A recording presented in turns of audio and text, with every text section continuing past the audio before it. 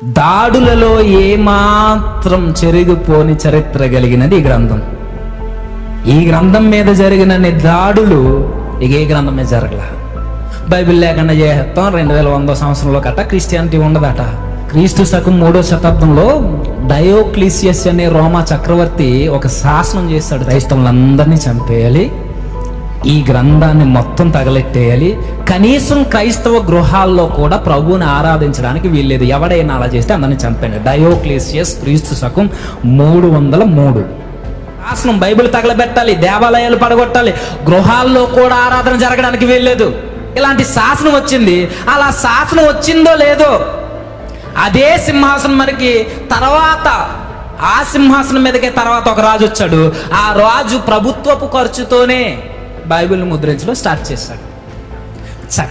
చక్రవర్తుల వల్లే కాలేదు, ఎవడి వల్ల అవుద్ది?